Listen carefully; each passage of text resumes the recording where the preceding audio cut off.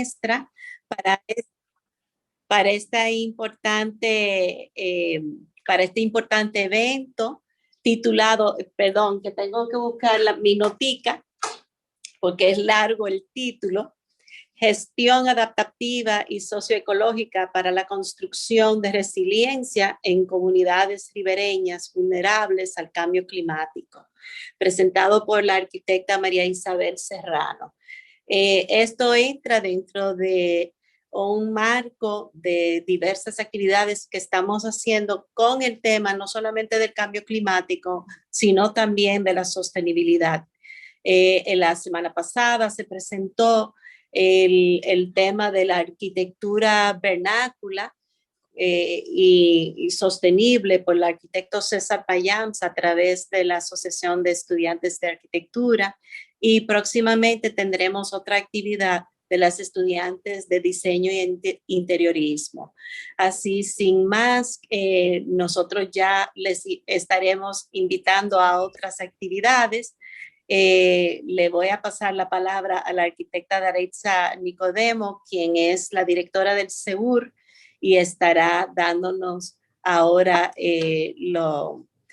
vamos a decir, los detalles de vida de la arquitecta María Isabel Serrano. Muchísimas gracias y un placer tenerlos con nosotros. Gracias, Rosemary. Buenas tardes a todos. Para mí, un placer presentar la hoja de vida de María Isabel, que le tengo mucho cariño. Así que cuando me lo pidieron, yo feliz. De una vez dije, claro que sí, vamos a estar ahí, voy a presentar su hoja de vida. Un grato placer poder presentar a María Isabel Serrano, DINA, arquitecta por la Pontificia Universidad Católica Madre y Maestra, Campus Santiago, con maestrías en Arquitectura y Sostenibilidad por la Universidad Politécnica de Cataluña en Barcelona y maestrías en Energías Renovables con titulación dual de Pucamaima y la Escuela de Negocio de Madrid. María Isabel está entrenada en liderazgo climático por el ex vicepresidente Al Gore a través de su fundación Climate Reality Leadership, y también entrenada en cambio climático y desarrollo limpio por el programa de países en desarrollo del gobierno chino en la ciudad de Beijing.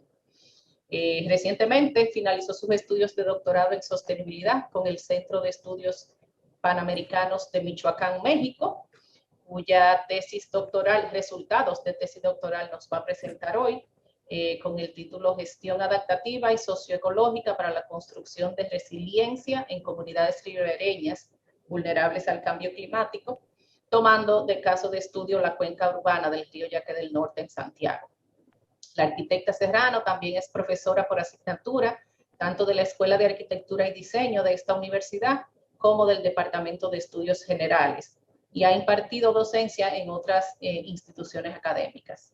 Es actual colaboradora del panel Intergubernamental de Cambio Climático de las Naciones Unidas, como representante de la República Dominicana para la elaboración del 6º Informe Mundial de Cambio Climático. Es CEO y fundadora de su propia firma de arquitectura, consultoría y evaluación especializada en diseño ecológico, medio ambiente, agricultura orgánica, reciclaje, entre otros. También realiza publicaciones tanto en revistas nacionales como internacionales y tiene su propio blog, Arquitectura Ambiental RD, donde publica temas de interés de su currículo y perfil. Actualmente se desempeña como asesora en formulación de proyectos ambientales del Senado de la República Dominicana y es encargada de proyectos de la provincia en la Oficina Senatorial de Santiago. Así que, María Isabel, para mí un placer presentarte y es todo tuyo este escenario. Buenas tardes a todos, Daritza, gracias. El honor es mío que seas tú quien realmente me presentes.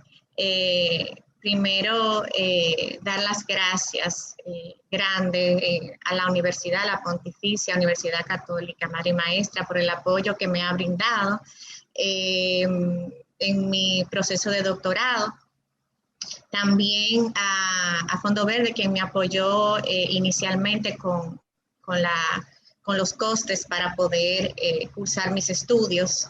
Y muchas personas que están en los agradecimientos porque estuvieron presentes y siempre disponibles para poder aportar y colaborarme en el proceso de la investigación.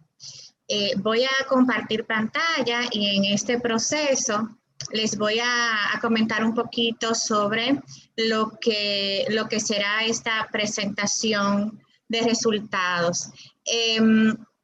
Como decía nuestra directora, la profesora Rosemary Franquís, quien también respeto y admiro, y que me hace honor que haya dado la bienvenida de esta presentación.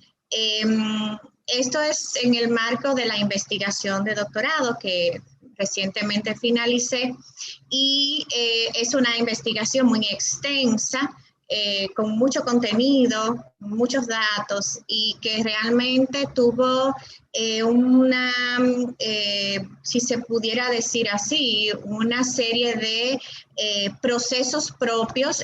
Como ustedes saben, el año pasado fue un año COVID y esto fue algo interesante en medio de la investigación porque era justo cuando me tocaba hacer descenso a campo para corroborar información y para levantar nuevos datos arrojados por los datos que ya previamente se habían levantado y que necesitaban volverse a mirar. O como saben, quienes han desarrollado investigaciones, las investigaciones son un proceso en espiral evolutivo, pero que siempre van variando desde la primera vez que inicia el proceso. Entonces, el año pasado fue muy interesante en muchos aspectos en el marco de la investigación. Entonces, hay mucha investigación, incluso dentro de la misma investigación, que surgieron como nodos de todo esto y que luego lo van a poder tener cuando el documento pues finalmente se haya, ¿verdad?, liberado por la Universidad de México, que ya tenga la aprobación, va a estar en libre circulación, o sea que van a tener la posibilidad de consultarlo, tanto los datos como los resultados. Incluso hay un acápite bien interesante de discusión de los resultados que me parece que probablemente sea pues el grueso o el aporte, la contribución más importante en todo este proceso de investigación. ¿Por qué la cuenca urbana de Santiago, del Yaque del Norte?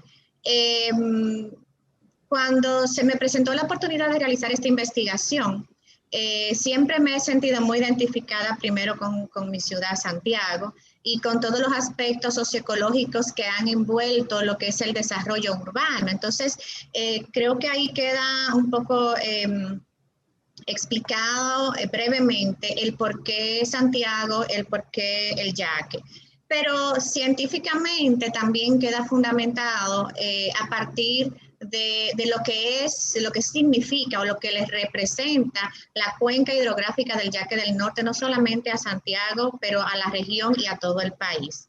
En ese sentido, cuando hablamos de sistemas socioecológicos, van a ver mucha abreviación de SSE relacionado a como abreviación a esta palabra, pues siempre hemos encontrado un conflicto para poder abordar el desarrollo de una manera que sea socialmente efectiva, ecológicamente viable, en donde el aspecto económico siempre ha jugado un rol importante y especialmente desde el enfoque político y de las políticas, incluso de los gobiernos locales. Entonces, en ese sentido, la cuenca hidrográfica del Yaque del Norte, siendo una de las más importantes de todo el país, también representa una de las cuencas con mayores desafíos en relación a las demás cuencas hidrográficas, y lo vamos a ver alrededor de la investigación.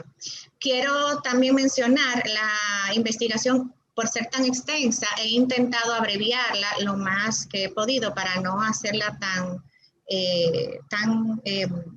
pues cansona, si cabe mencionar, pero sí tratando de dejar por lo menos reflejado las informaciones que puedan ser más útiles para compartir en esta socialización. Igualmente, la presentación va a estar disponible, o sea que si luego están interesados, todo lo que de mi parte siempre he elaborado, siempre está abierto a compartirse. Pues la información está para eso, para que pueda llegar a todos.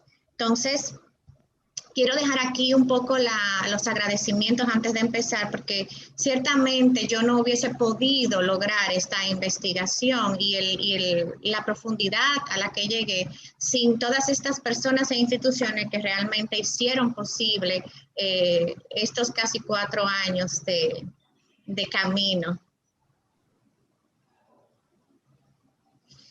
Bien, voy a hablar un poco del resumen.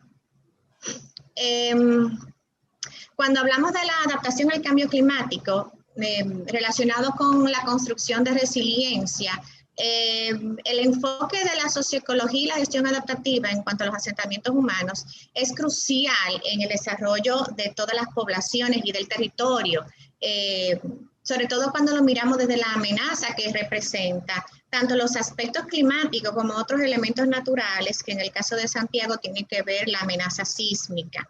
Y por supuesto, mirando que esta relación socioecológica, cuando se analiza y se estudia de una manera integrada, permite la oportunidad a las personas de prosperar allí donde viven.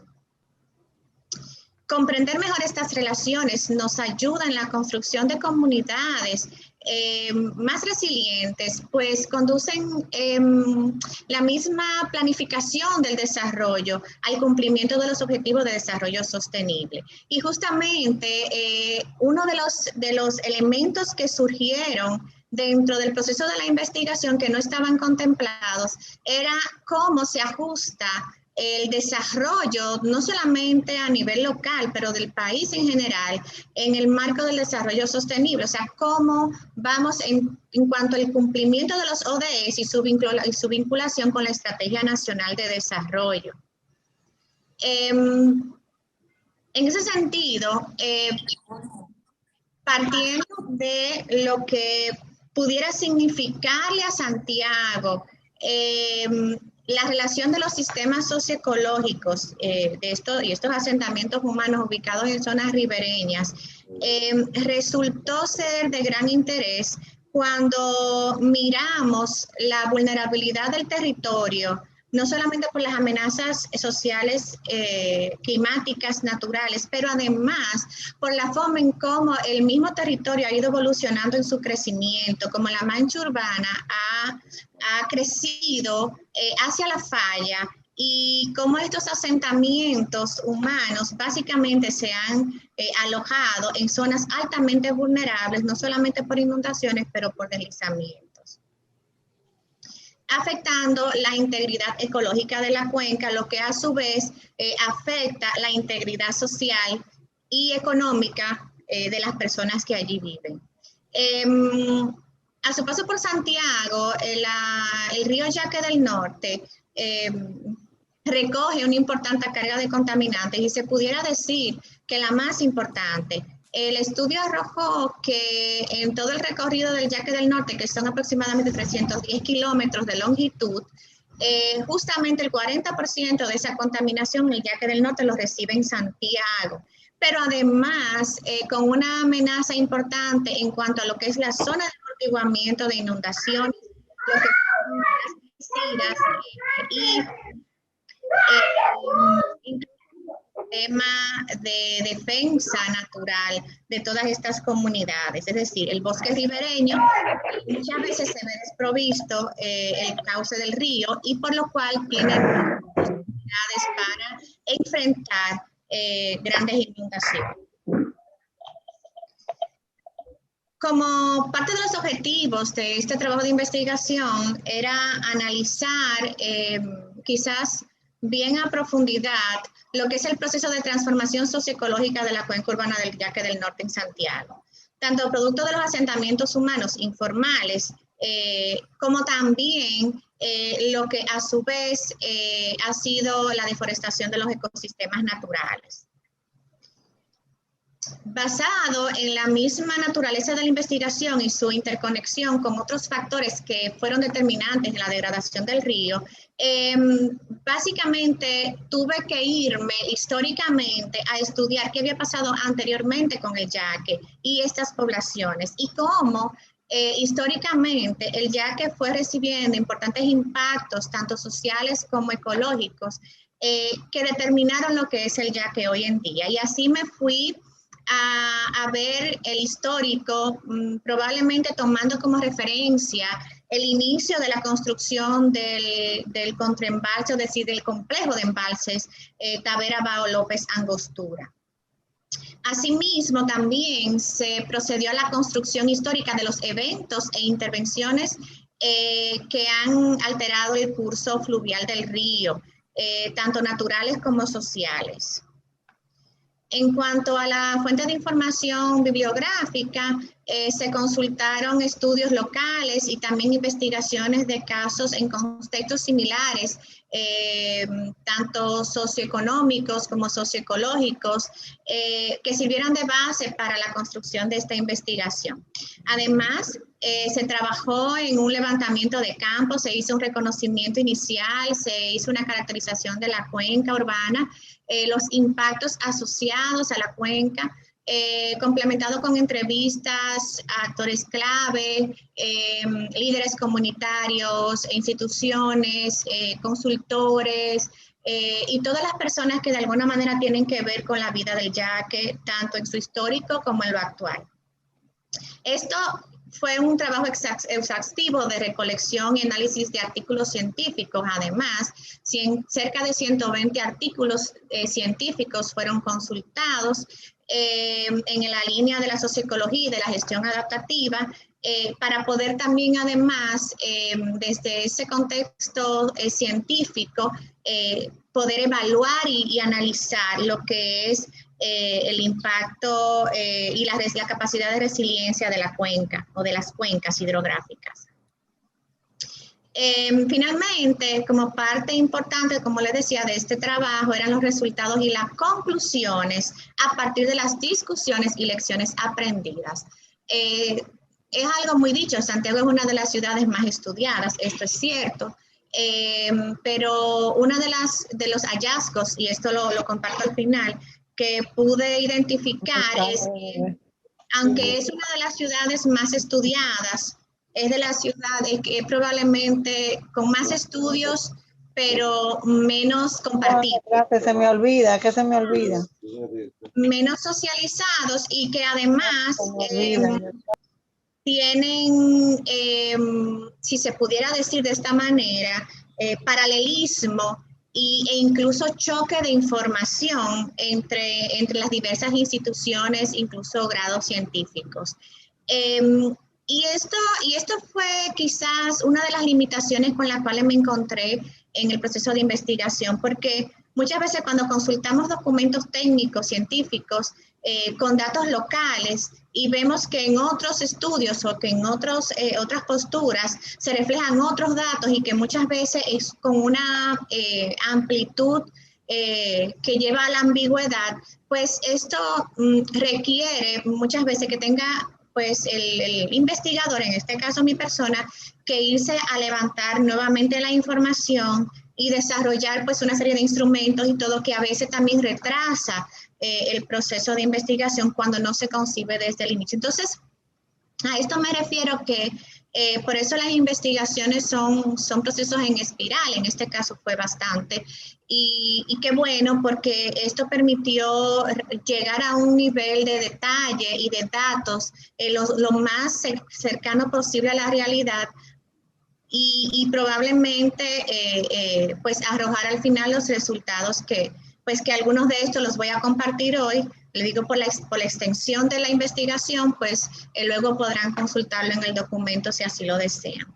Entonces, uno de los revés que tuvo la investigación fue que luego de pensarlo muy local, me vi la necesidad de ampliar la investigación para entender todo lo que es la cuenca. Inicialmente hablábamos de los 11 kilómetros del Yaque en Santiago, pero luego tuve que irme tanto en la historia hacia atrás como en lo que es toda la cuenca, la región hidrográfica del Yaque, que representa cerca de un 20% del territorio nacional. Y además, revisar cómo es el tema del desarrollo social, el desarrollo urbano, en cuanto al marco de los objetivos del desarrollo sostenible y cómo estamos en el país en ese aspecto.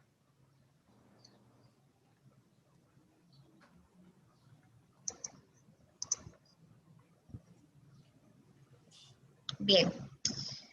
Hablaba un poco del marco metodológico y voy a completarlo comentándoles un poco que la idea de usar el Yaque del Norte como caso de estudio es que pueda ser replicable a otras cuencas urbanas. Es un caso de estudio interesante porque además representa, como les decía, un aporte importante en términos económicos, pero también en términos de productividad energética, de agua y en todo el sistema económico nacional. Entonces, por eso el Yaque, pero además, como caso de estudio replicable, es muy interesante porque permite llevarlo no solamente a otras cuencas urbanas del país, pero además dentro de la región y zonas con desafíos similares al nuestro. Para entender la problemática más a fondo, se debió integrar información relevante también de la cuenca desde su nacimiento, que fue la razón por la cual me vi en la necesidad pues de irme aguas arriba. O sea, antes, ¿qué pasa con el Yaque antes de llegar a Santiago? ¿Y qué pasó con el Yaque antes de que conociéramos lo que es el Yaque hoy en día? Entonces, en ese sentido, tanto vertical como horizontalmente, tuve que ver el Yaque en muchos aspectos, más allá de los límites del tiempo, o sea, de la temporalidad, pero también de la frontera urbana. Y realmente, y posiblemente, uno de los aspectos que más sugirió el camino a recorrer durante esta investigación fue el análisis de lo que necesitamos, de lo que no tenemos y de lo que se han hecho como referencias internacionales para explorar qué ha resultado en otros lugares y cómo pudiéramos nosotros pues acomodarlo más a la realidad local. Asimismo, también en cuanto al diseño de los instrumentos para levantamiento de datos, tanto en campo como para la revisión de los datos, para el análisis de los datos. Les decía que revisé cerca de 120 documentos científicos de revistas indexadas, en cuanto a lo que es el tema troncal, que es sobre sistemas socioecológicos, gestión adaptativa y resiliencia urbana. Pero también la revisión histórica de los eventos naturales. Y de aquí, y algo interesante, fueron 34 criterios que surgieron para la evaluación general, no solamente de la cuenca en sí, sino de sus poblaciones, de sus asentamientos humanos. Y con estos 34 criterios que pudiera hablar en todo, hablaba con la directora, con la arquitecta Rosemary Franquis, cuando evaluábamos sobre qué presentar, por ser tanta información, de que solo la presentación de la metodología pudiera ser en sí misma una presentación. Por eso no me voy a detener tanto, pero cualquier información luego, más adelante o que sea de interés para ustedes, pues pueden contactarme y con gusto se las comparto.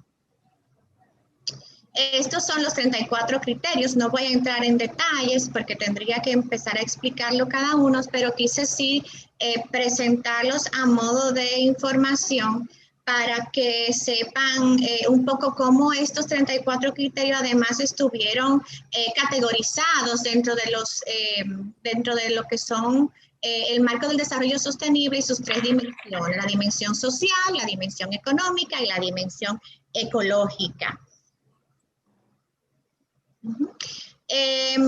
Además, como parte de esta investigación o de la metodología de la investigación, al quedar categorizados estos criterios en 3 grupos, si se pudieran decir, pues también se pudo analizar la situación político-geográfica del territorio y las características de la zona de estudio.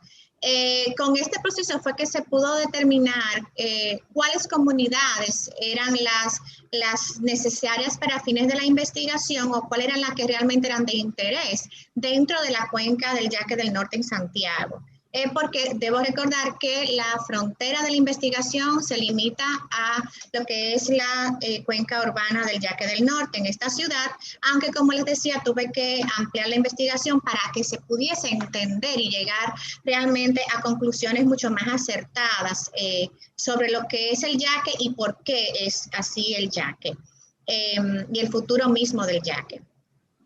En ese sentido también me fui a revisar los censos desde el 1960 hasta el último, que es del 2010, y pues además tuve una experiencia que de hecho compartí a finales del 2019, por suerte antes de entrar nosotros en la pandemia, que fue una visita técnica a las ciudades de Putrajaya y de Kuala Lumpur en Malasia.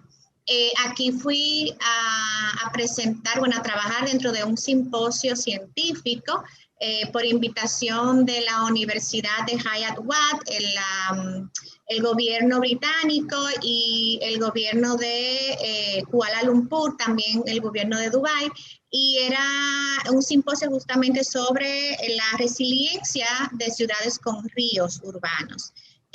Fue una experiencia enriquecedora porque pude ciertamente constatar que países con sistemas socioecológicos y con economías muy similares pueden realmente llegar a entenderse de una manera equilibrada y que a donde se ve además las infraestructuras verdes urbanas como un recurso para la adaptación y mitigación de los efectos del cambio climático, pero además para la productividad económica y el crecimiento, el desarrollo humano y el crecimiento económico de los países. De alguna manera, además, este enfoque metodológico permitió efectuar aportes en la resolución de la problemática de estos sistemas desde el enfoque de la gestión adaptativa y la construcción de resiliencia y en el marco de los ODS. Hago mucha referencia a los ODS porque otro de los hallazgos con los cuales me encontré durante esta investigación es la contradicción entre los 17 ODS y los objetivos de la Estrategia Nacional de Desarrollo con la capacidad de cumplimiento que tenemos. Y esto también lo vamos a analizar brevemente en esta presentación de resultados. Directamente me voy entonces a la presentación de los resultados para no extenderme demasiado, aunque hay mucha información por compartir. Y es que la región hidrográfica del Yaque del Norte, que les decía, representa una de las zonas productivas más importantes del país. Básicamente tiene 3 áreas vinculadas, 9 subcuencas y 75 microcuencas que tributan directa o indirectamente a esta cuenca del Yaque. Y dentro de esto tiene 8 zonas de vida y 4 de transición según la categoría Holdridge. Lo que nos dice que la cuenca hidrográfica del Yaque del Norte tiene un sistema biodiverso muy rico y con un gran valor ecológico, no solamente en términos ecológicos, sino en términos económicos para el país. Dentro de los complejos de embalse que se alimentan del río Yaque del Norte está el Taberabao López Angostura, que fue último, que se sumó a este complejo, la presa de Monción, la presa de Chacuey, Guanajuma, Cabeza de Caballo y la presa de Mahuaca. En este estudio se diferencian los términos de región hidrográfica de la cuenca con lo que es la zona de cuenca. ¿Por qué? Porque lo que es la región hidrográfica comprende todo lo que es la región o el territorio que comprende el yaque con todos sus afluentes, con todas sus microcuencas. Sin embargo, lo que es la cuenca del río es el río Yaque del Norte per se, con todo su bosque ribereño. Entonces hago esta primera anotación para que puedan entender que cuando me refiero a la región hidrográfica me refiero a todo el territorio, y que cuando hablo de la cuenca del Yaque del Norte me refiero a toda la zona ribereña del río mismo. Uno de los aspectos evaluados dentro de la investigación fue la seguridad hídrica y los objetivos de desarrollo sostenible y la resiliencia urbana. Estamos viviendo en unos tiempos muy quizás inciertos cuando hablamos de la seguridad hídrica, y de hecho el Programa de las Naciones Unidas para el Desarrollo ha identificado en la República Dominicana un gran nicho de oportunidades para crecer y para crear nuevas oportunidades de colaboración en este ámbito, es decir, en su ODS número 6, que es el que tiene que ver con el agua. En ese mismo sentido, se ha enmarcado que el desarrollo sostenible debe darse a partir de la infraestructura natural como herramienta de adaptación y mitigación de los efectos del cambio climático, pero también para el fomento del mismo desarrollo económico. Braga 2020 menciona que el agua es un prerequisito para todo desarrollo. En esta imagen del arroyo Salado en Santiago de los Caballeros, un arroyo que cruza por debajo de Cienfuegos y que divide el vertedero de Rafey de lo que es el barrio Santa Lucía, anteriormente el barrio de La Mosca, nos muestra, nos da una idea de cómo están muchos de nuestros cuerpos y afluentes que tributan al Yaque del Norte de Santiago. ARUP 2011 afirma que los beneficios múltiples que proporciona la construcción de comunidades resilientes se insertan en la gestión actual de muchas ciudades que buscan reducir los efectos del cambio climático, amenazas antrópicas y eventos naturales propios del territorio, considerándose la resiliencia como una herramienta necesaria para la adaptación al cambio climático. Y en esto voy a hacer un paréntesis. Cuando hablamos de construcción de resiliencia, no es lo mismo que gestión del riesgo. La construcción de resiliencia es tiene una connotación más de prevención desde la preparación del territorio para responder mejor cuando pudiera ser impactado por eventos tanto naturales como sociales. Pero además se ha podido constatar que cuando invertimos en construcción de resiliencia estamos reduciendo el gasto por remediación ambiental y social posterior a eventos sociales o naturales. Y actualmente, tanto ARUP como muchas otras instituciones y organizaciones internacionales han podido valorar que por cada dólar que se invierte en construcción de resiliencia podemos ahorrarnos entre un 6 y 8 dólares en remediación ambiental posterior a un evento. Según el Plan Estratégico de ONU Hábitat 2020, además, en los países en desarrollo, los barrios marginales y asentamientos informales alojan cerca de unos 1.000 millones de personas. Y esto es básicamente la manifestación física de la pobreza urbana y la desigualdad. Se hace más evidente con el cambio climático y todavía mucho más evidente en ciudades que no han logrado prepararse para poder responder de una manera mucho más acertada ante las amenazas naturales. En el planteamiento del problema se evaluaron varios elementos. Por ejemplo, primero, que la República Dominicana es uno de los países más vulnerables, y eso yo creo que ya lo sabemos como un cliché, a los efectos del cambio climático. Uno, por el estado en el que se encuentran muchos de sus ecosistemas naturales, lo que reduce la capacidad de nosotros para enfrentarnos a los efectos del clima, y esto lo dice FAO, pero además nuestra vulnerabilidad climática está dada también por la condición de isla y la ubicación geográfica, situada en el mismo trayecto de los huracanes y eventos atmosféricos. Pero un dato interesante es que nosotros somos un país que compartimos isla con otro país, que es uno de los países más vulnerables al cambio climático, inclusive compartiendo desafíos geográficos con países africanos, subsaharianos, por su crítica condición ecológica, por su crítica situación económica y social, lo cual amplifica la vulnerabilidad de nuestro país. Y por ser parte del grupo de los países que enfrentan mayores desafíos por la escasez de agua, la República Dominicana se encuentra por debajo de los 40, o sea, dentro de los 40 países con mayor potencial de enfrentarse a situaciones críticas de escasez de agua para el 2040. Acentuándose todo esto con la degradación ecológica, consecuencia en muchos casos de la mala planificación urbana, pero además de las actividades humanas, muchas de ellas económicas, que son parte del sostén de las políticas de nuestro país. La pobreza en sí mismo, el sistema de producción económico, en especial la agropecuaria, la desvinculación de cada programa de gobierno de turno con la Estrategia Nacional de Desarrollo, incrementa la presión sobre los recursos naturales y sobre los sistemas ecológicos del país. La misma ley orgánica del 2012 que establece la Estrategia Nacional de Desarrollo fue diseñada bajo 4 ejes estratégicos orientadas al cumplimiento de los ODS. Y esto aquí es donde le digo que se identificaron hallazgos importantes, porque aunque justamente tenemos una excelente Estrategia Nacional de Desarrollo, de la cual probablemente no muchos escuchan, esa Estrategia Nacional de Desarrollo vinculada a los ODS se hacen difícil de cumplir. Y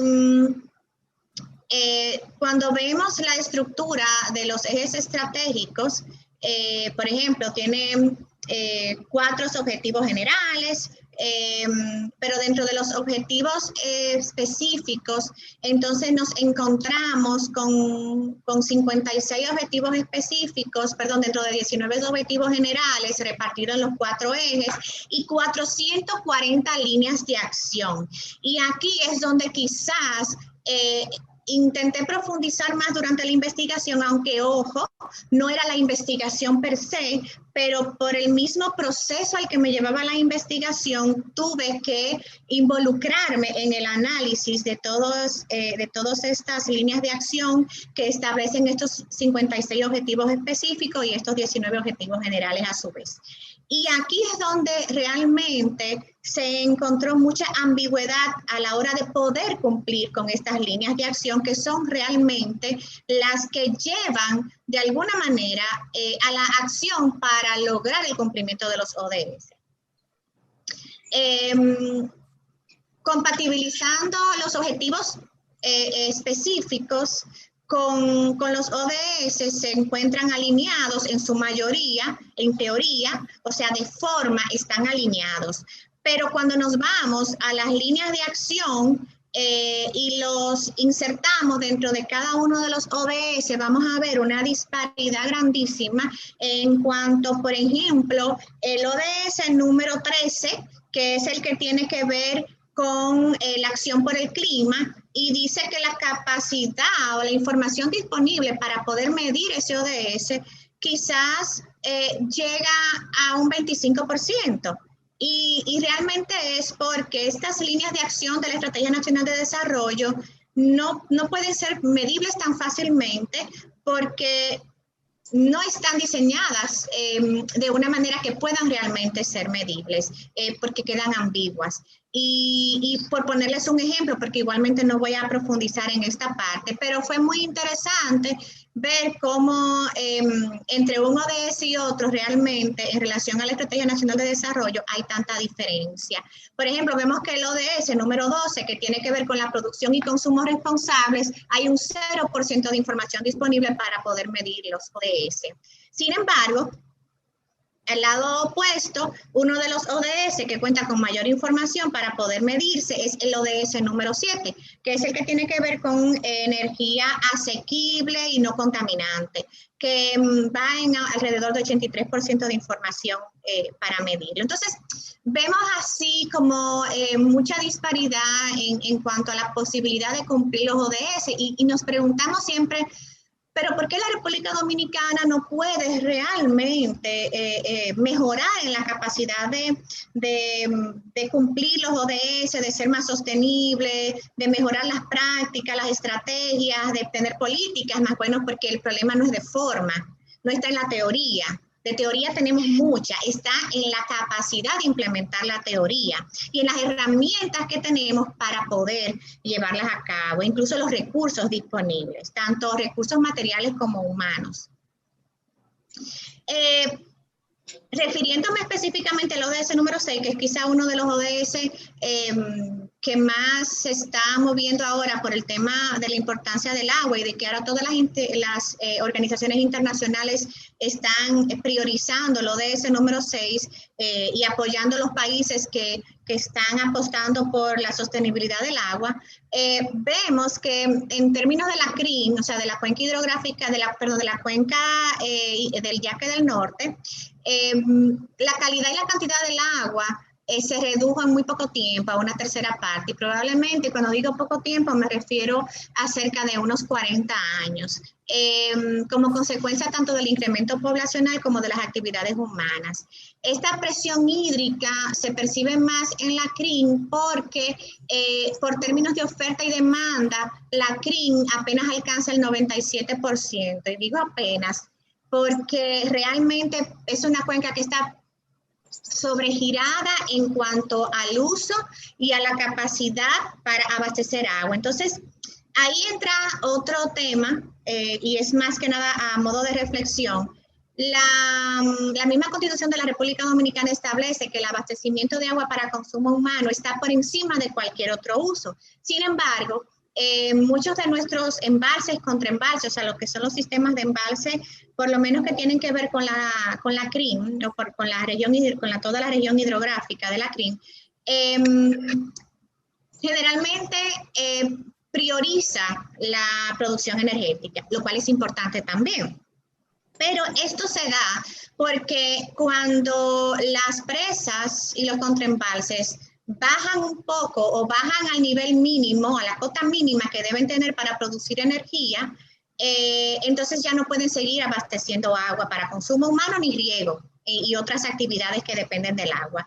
¿Por qué? Porque entonces se pararía la producción energética. Entonces aquí es donde entra muchas veces en conflicto HIT, INDRI, incluso todo lo que son las prestadoras de servicio de agua. O sea, ¿qué va primero? ¿Prestar servicio de agua o producir energía? ¿Qué va primero? ¿Consumo para riego o consumo humano? Y ojo, el consumo para riego actualmente se está literalmente apropiando del 70-80% de toda el agua que producimos en el país, lo cual además tiene un desperdicio de un 60%, o sea que de ese 70-80% de agua que se está destinando para riego, el 60% se pierde por irrigación, por pérdida de distribución y por evaporación del agua.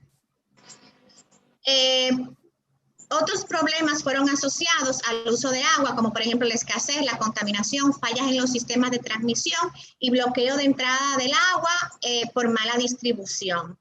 Aquí, por ejemplo, les presento un mapa muy general sobre lo que son las diferentes cuencas hidrográficas y pongo una nota especial sobre lo que es la cuenca del Yaque para que ustedes entiendan por qué el Yaque representa una quizá de las cuencas más importantes en términos de estudio, incluso de necesidad de actuación.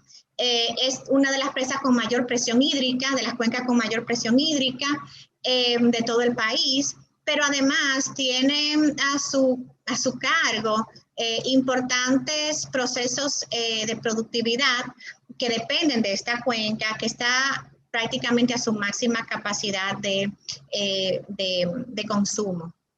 De los 40 municipios distribuidos entre las 7 provincias, el 40% de la carga poblacional y de contaminación, el Yaque del Norte la recibe en los 11 kilómetros de Santiago. Y les decía que su caudal actualmente se ha reducido a una tercera parte, lo cual es de 19.5 metros cúbicos por segundo actual.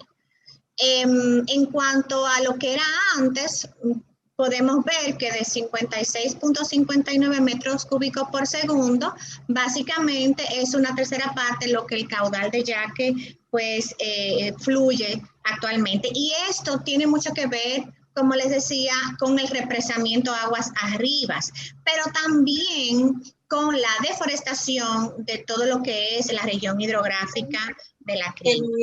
Nuestro. Entonces, cuando me pongo a indagar viendo la licencia, yo digo, pero la Pucamaima pagó la licencia, ¿qué es lo que pasa?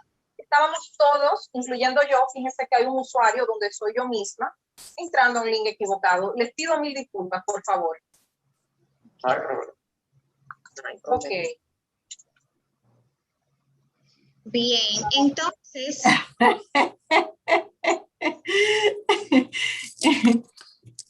Bien. Anteriormente, el río, previo a su entrada a Santiago, se fue represando, como le decía, aguas arriba a partir del 1969. Y esta primera parte de la obra finaliza en el 73 con lo que es la presa de Tavera. Luego se le suma el contraembalse de Bao, que los cuales reciben agua de Bao, y en el 87 se agregan los embalses de López Angostura, recibiendo las aguas del Alto Yaque del Norte, y que luego pues es lo que cuando llega a Santiago recibimos como resultado estas aguas previamente represadas y reducidas en su caudal. Además, este panorama coloca a Santiago actualmente como una de las 2 ciudades con mayor estrés hídrico del país, junto a la capital dominicana, como estableció el INDRI el año pasado. Sobre los objetivos de investigación, su objetivo general, se buscaba plantear posibles soluciones sostenibles basadas en la gestión adaptativa de los sistemas socioecológicos de la cuenca urbana del Yaque y sus afluentes, de manera que se pueda contribuir al desarrollo inclusivo y resiliente de la ciudad de Santiago. Sobre los objetivos específicos, uno era conocer la problemática socioecológica de la cuenca urbana, luego identificar debilidades y obstáculos que limitan la sostenibilidad del río en cuanto a un escenario de resiliencia por los efectos del cambio climático, analizar si las intervenciones realizadas hasta el momento han contribuido en la mejora de la capacidad de respuesta y resiliencia de los asentamientos humanos, especialmente los que están ubicados en la zona ribereña, y crear un contexto teórico que exponga los resultados obtenidos y que dé paso a una discusión y conclusiones sobre estos asentamientos informales, partiendo desde la socioecología y la gestión adaptativa como estrategias para un desarrollo inclusivo, sostenible y resiliente. En el marco teórico, desde la perspectiva de la socioecología, la verdad que el enfoque de la presión social de los asentamientos informales y de la sobreexplotación de los recursos naturales pudiera verse reducida. Y esto fue algo interesante que yo pude identificar en esta investigación, porque aquí la relación entre el río y su entorno social mejora considerablemente. No es lo mismo una zona ribereña, una zona de cuenca urbana, en donde vemos lo social y lo ecológico de manera separada. Cuando lo vemos de manera conjunta, como un todo, como un nodo, como algo integral, la presión social baja, la sobreexplotación de los recursos baja, porque uno suma al otro, es donde realmente la fórmula es ganar, ganar. Desde el enfoque, además de la gestión adaptativa, se consideraron aspectos como la amenaza permanente del cambio climático, el estrés hídrico y el mal manejo de la cuenca, proponiéndose otra visión de gestión de estos ecosistemas naturales y sociales.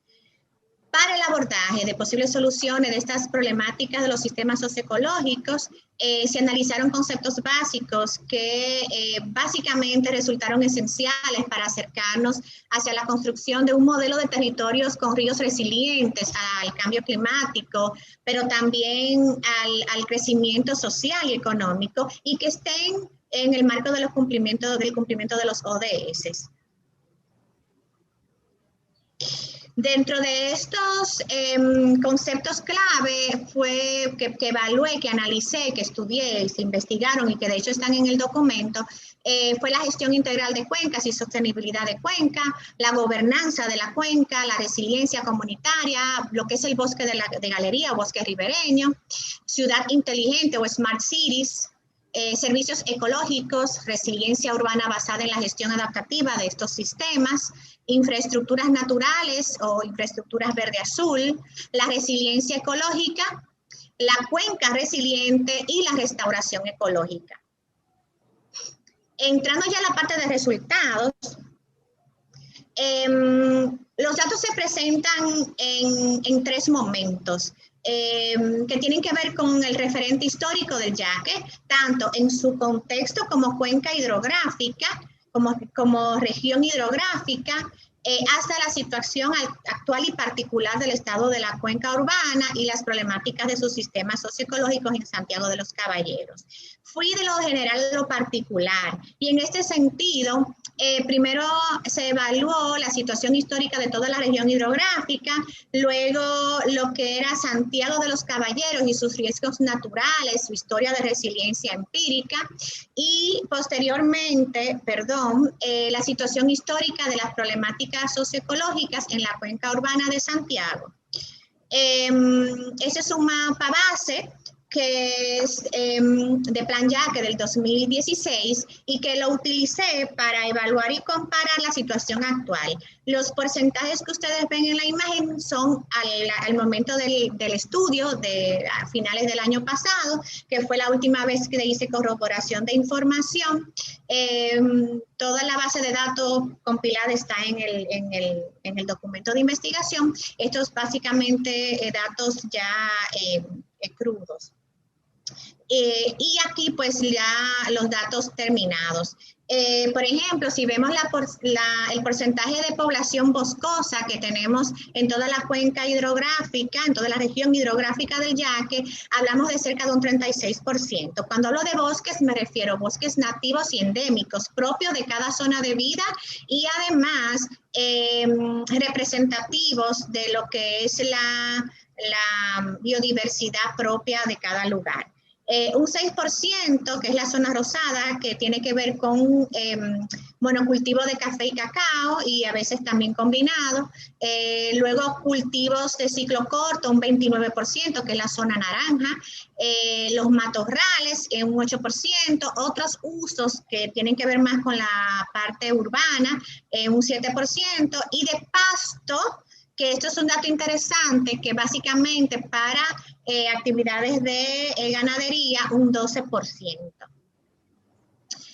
Si comparamos este mismo mapa con lo que son las áreas protegidas categorizadas dentro del SINAP, que es el Sistema Nacional de Áreas Protegidas establecido por el Ministerio de Medio Ambiente en su ley 6400 y en la ley 202-04, que tiene que ver con áreas protegidas, podemos ver que ya todas las actividades económicas han traspasado la frontera de las áreas protegidas, adentrándose en zonas que deben ser específicamente de protección para la conservación, no solamente de las especies endémicas y nativas, pero para la conservación del agua, para la seguridad hídrica del país. Aunque algunos agroforestales, y esto es una nota que hago muy como parte de los hallazgos que pude identificar, aunque algunos agroforestales defienden el uso del café y el cacao como especies aptas para la reforestación, en el caso, y ojo con esto, de los sistemas ecológicos de las áreas protegidas, es decir, áreas protegidas por ley por su gran valor ecológico y en términos económicos, porque los recursos naturales tienen un valor ecológico, tienen una contribución al Producto Interno Bruto del país, aunque no estén claramente, aunque hayan sido extraídos, ¿verdad?, de las matemáticas de nuestro sistema económico, pero realmente, las áreas protegidas tienen un aporte significativo al Producto Interno Bruto del país, especialmente en términos de productividad, por el agua, por la producción energética y también por otros sistemas económicos. En ese sentido, cuando se defiende el uso del café y el cacao como especies aptas para la reforestación, en el caso de los sistemas ecológicos de las áreas protegidas, sustituir especies endémicas propias de cada área del SINAP por otro tipo de especie que no es la que corresponde al área, altera el estado natural de estos ecosistemas vírgenes de los bosques primarios y su biodiversidad características, pero además incrementa el peligro de extinción de especies endémicas, acelera el proceso de degradación de todo el área en cuestión e interrumpe el ciclo de vida de los ecosistemas naturales.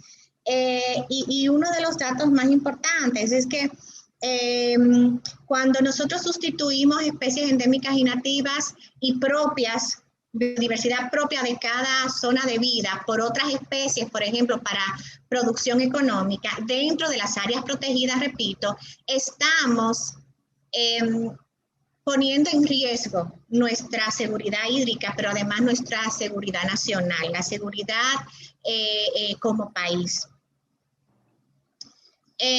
Sobre el uso de suelo en la región hidrográfica del Yaque, podemos encontrar que entre el 2002 y el 2020 se han dado cambios importantes. Por ejemplo, vemos que en cuanto al porcentaje del área del SINAP comprometida por uso agropecuario, pasamos de un 23% a un 32% en solo 8 años.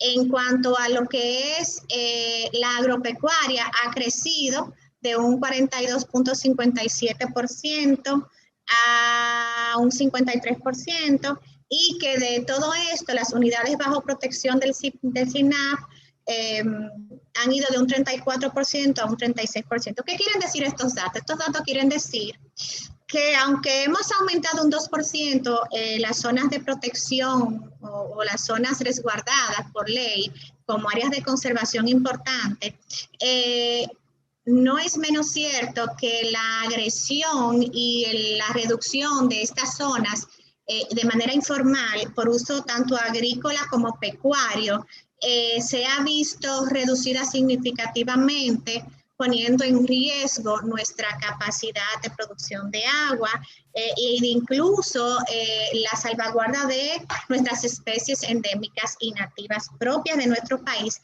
muchas de ellas amenazadas. Desde el 99, casi la mitad de la deforestación en toda América Latina se vio vinculada al cambio de uso de suelo para agricultura permanente a gran escala, y esto incluye también ganadería y plantaciones forestales para manejo forestal. Esto ha ido directamente hacia lo que es la fragmentación de hábitats y la pérdida de biodiversidad, aumentando el riesgo de que la tasa de extinción de especies se eleve. Esto según la Unión Internacional para la Conservación de la Naturaleza del año pasado. En cuanto a nuestra región hidrográfica del Yaque, vemos que su aporte en cuanto al abastecimiento de agua para consumo humano es de 374 millones de metros cúbicos por año, según datos del INDRI del 2017. En términos energéticos, su aporte es de un 19% de la producción energética nacional, representa el agua de 1.8 millones de personas y aproximadamente cubre un área de riego de 97.390 hectáreas. La reducción del bosque ribereño en las zonas de amortiguamiento de la CRIM ha reducido la productividad de agua, y eso lo estamos viendo, y la capacidad de abastecimiento para sus diversos usos. Esto se está viendo y esto se seguirá viendo. En cuanto a lo que son la construcción masiva de viviendas en hacinamiento, esto ha aumentado significativamente el riesgo y la exposición de las mismas comunidades asentadas en las cuencas, pero además también la misma cuenca se ha visto afectada como algo prácticamente simultáneo en cuanto al riesgo que le ha generado a estas poblaciones. Y aquí voy a explicar brevemente por qué. En la medida en que estos asentamientos se han ido ubicando en las zonas de cuenca, han ido deforestando la cuenca, reducen la capacidad de la cuenca para poder amortiguar, por ejemplo, inundaciones, pero también para poder contrarrestar los efectos del cambio climático, por ejemplo, el aumento de la temperatura, el efecto de isla de calor urbano, entre otras cosas, y además la capacidad para contener la contaminación ambiental. En ese mismo sentido, esas poblaciones que se han visto afectadas por la deforestación que han generado con sus hacinamientos, pues también va deteriorando el mismo río per se. Entonces, como una fórmula catastrófica, vemos sociedades más pobres, más vulnerables, y ríos o cuencas hidrográficas con menor capacidad para manejar eventos naturales y con menos capacidad para poder compensar la contaminación y para poder abastecernos del recurso tan vital que es el agua. Llegando ya a lo que es la parte del contexto local, vemos que la historia de resiliencia de Santiago es muy interesante y ha sido caso de estudio anteriormente. Y tiene mucho que ver de cómo Santiago ha tenido que enfrentarse a riesgos naturales y sociales y climáticos, geológicos, en variadas ocasiones desde que se fundó la ciudad en el 1495.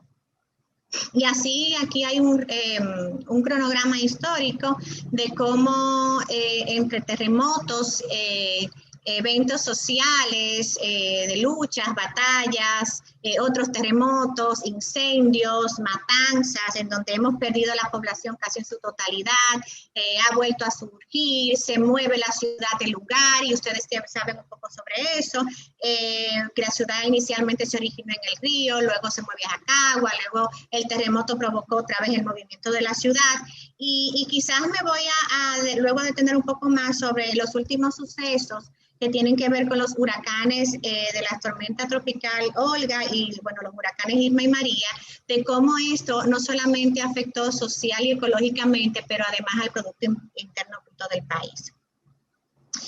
En el caso de Santiago, les decía que ya que esto aquí es donde recibe la mayor carga de residuos sólidos y de contaminación por aguas residuales de todo el curso del río en sus 310 kilómetros hasta desembocar en el delta en Montecristi, en el delta del Yaque. Y es muy evidente la incapacidad de las poblaciones, no solamente de Santiago, pero de todas las poblaciones que vivimos en ciudades con ríos, en países en vía de desarrollo, para realmente convivir en armonía con nuestros ríos y sus afluentes, lo que va incrementando la presión sobre estos recursos naturales, el riesgo, la exposición a riesgos naturales y antrópicos, pero además la reducción en la capacidad de suministro de agua. Santiago, les decía que es una de las ciudades con niveles más críticos en términos de abastecimiento de agua. Esto tiene mucho que ver con la calidad y de nuestros recursos hídricos, de nuestras zonas de amortiguamiento del bosque ribereño, con el manejo del agua, la administración del agua en sentido general, de los recursos donde nace el agua, no solamente el tema de la distribución y la capacidad quizás de tratamiento de las aguas residuales o aguas servidas, pero además en la capacidad de producir el agua. Si donde debemos producir agua no lo conservamos, entonces probablemente cuando nosotros miremos la crisis hídrica en la que nos estamos enfrentando, si externalizamos la parte de producción de agua porque es más importante sembrar o tener ganado o producir energía, de alguna manera nos vamos a topar con una realidad bastante cruda, que es que no vamos a poder ni tener ganadería, ni tener agricultura, ni tener ningún tipo de sistema productivo económicamente, porque básicamente sin agua no tenemos nada. En Santiago, y estos son datos recogidos desde la Corporación de Acueducto y Alcantarillado de Santiago, la recolección de las aguas residuales se realiza mediante una red de aproximadamente 840 kilómetros de longitud, en donde más de 950,000 personas están básicamente recibiendo servicio de agua. Este es un mapa de Corazán, en donde se establecen lo que son las plantas de tratamiento de aguas residuales y las estaciones de bombeo de agua. Santiago tiene, se puede decir, una capacidad instalada de cerca de un 85%. Sin embargo, la capacidad de tratamiento es pero por mucho menor. Y esto tiene que ver porque básicamente, aunque tenemos una alta capacidad de abastecimiento de agua en cuanto a instalación, en cuanto a infraestructura, y asimismo también de alcantarillado para recoger las aguas residuales no llegan a las plantas de tratamiento. Solamente un 37% pueden ser tratadas. ¿Por qué? Porque el resto, casi un 63%, llegan a nuestros ríos, arroyos y cañadas. Nuestros colectores, en lugar de llevar el agua hacia las plantas de tratamiento y estaciones de bombeo, terminan arrojándose en los ríos, arroyos y cañadas de nuestra ciudad. Y esto es algo que vamos a ver alrededor del país. O sea, no es solamente Santiago, pero estos son datos específicos para Santiago. Esto nos reduce además la capacidad de abastecimiento de agua, porque estamos perdiendo una gran cantidad de agua que puede ser tratada, pero no solamente eso, sino que también estamos sobrecontaminando nuestros ríos, arroyos y cañadas, por supuesto todo esto luego llega al Yaque del Norte. Entonces, si el Yaque del Norte actualmente es una gran cloaca, porque no solamente recibe el impacto directo de las industrias, comercios y hacinamientos que se encuentran en toda la zona ribereña, pero además tiene grandes tributarios hídricos, en especial el río Gurabo y el arroyo Nivaje Pontezuela, que le representan al Yaque cerca de un 70% de toda la carga de contaminación que él recibe. Esta información, este mapa que presento, es los 118 puntos de descargas informales, tanto de aguas residuales como de residuos sólidos, que llegan al Yaque y también indirectamente a través de sus tributarios. Dígase, por ejemplo, el río Jacagua, el río Gurabo, el arroyo Pontezuela Nivaje, arroyo Pastor, el arroyo, la cañada de Rafey, arroyo Hondo, y bueno, una cantidad de arroyos, cañadas que depositan todos estos grandes flujos de contaminación y de residuos sólidos dentro del Yaque, directa o indirectamente. Estos puntos están georreferenciados por si son de interés. Aquí entonces, ya a modo de síntesis, se refiere a cómo están nuestros ríos, arroyos y cañadas en niveles de contaminación. Hago un paréntesis para explicarles por qué el río Yaque del Norte quizás no se ve tan contaminado como lo está el arroyo Gurabo, que es el río Gurabo, que está en la parte aquí alta, el arroyo Pontezuela Nivaje, que viene desde Guazumal. Bien, también está la cañada de Olla de Caimito, que deposita aquí.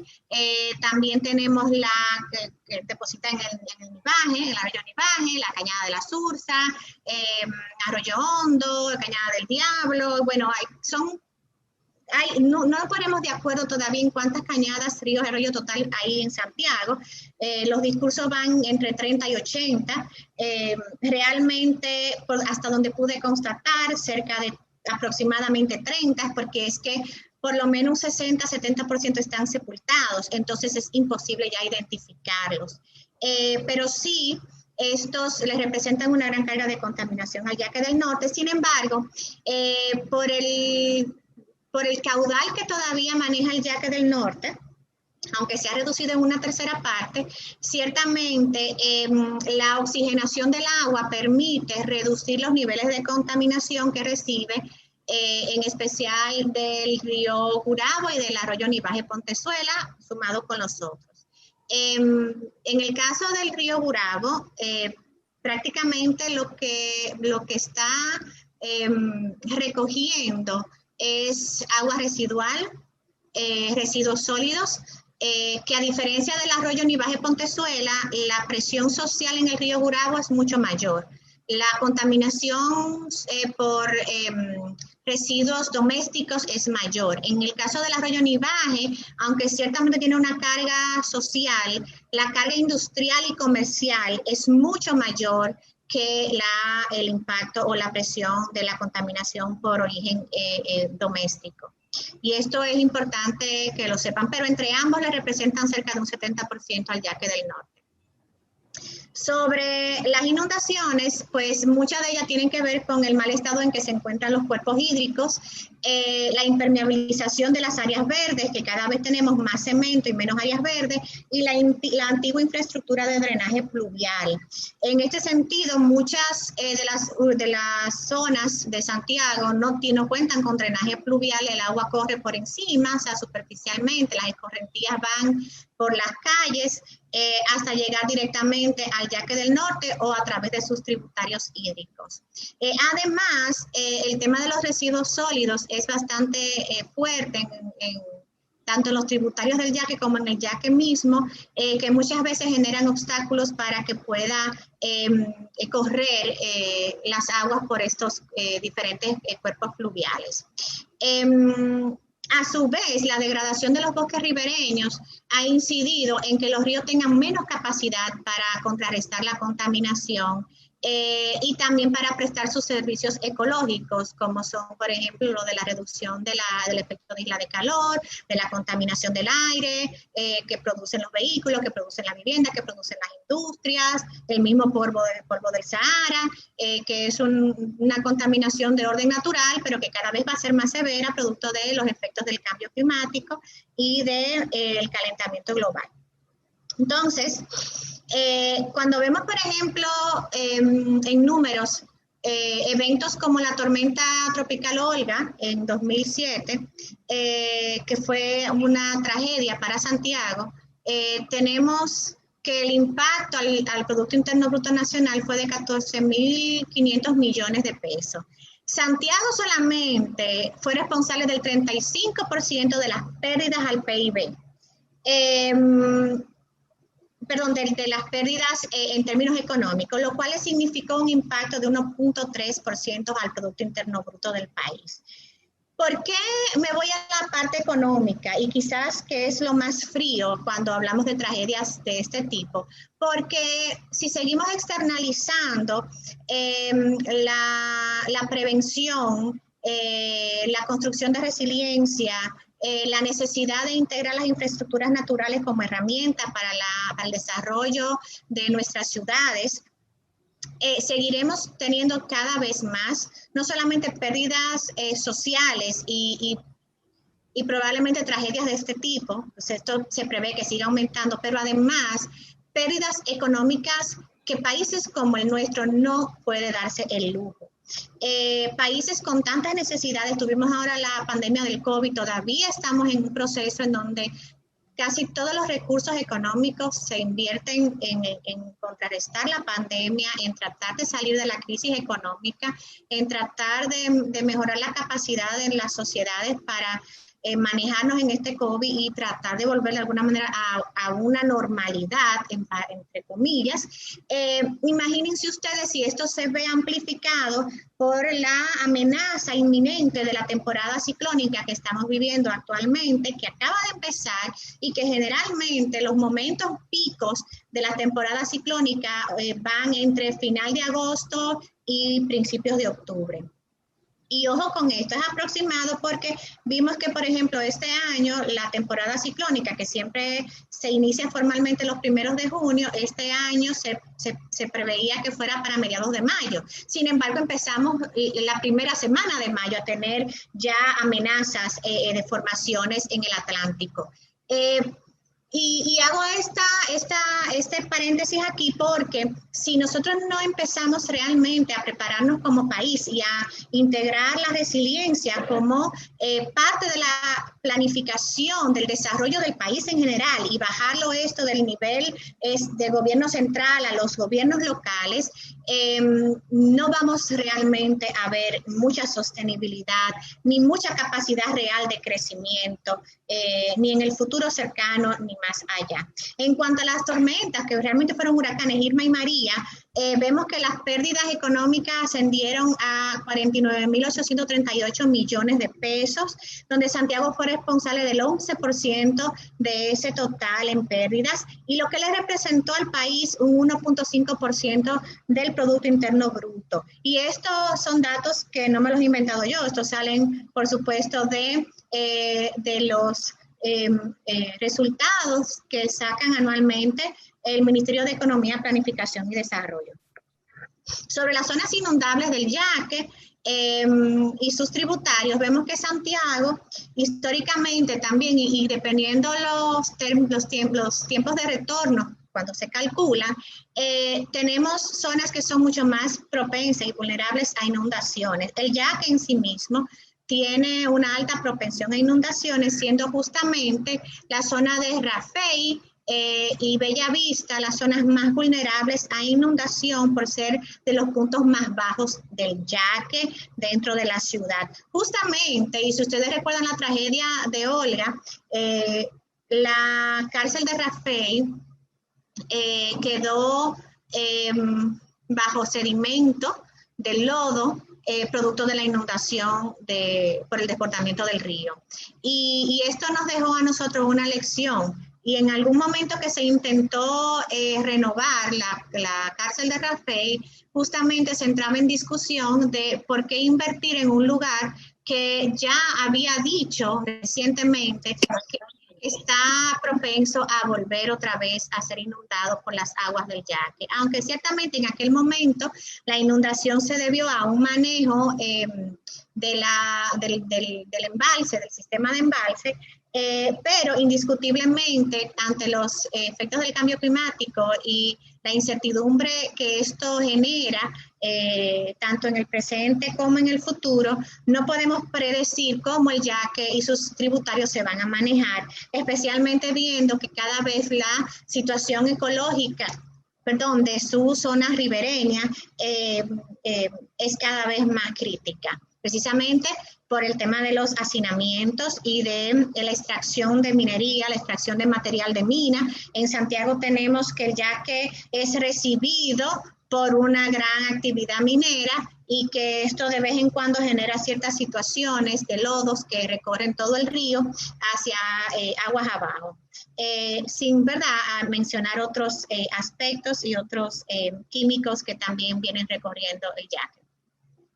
Como una de las 5 ciudades más vulnerables del país, Santiago ha tenido que responder muchas veces de manera imprevista, y más que responder, reaccionar, porque cuando respondemos estamos preparados y estamos manejando recursos que ya tenemos diseñado y planificado. Sin embargo, cuando reaccionamos, que es lo que generalmente hacemos, tenemos que simplemente hacer lo que sea posible en el momento con lo que tenemos a mano.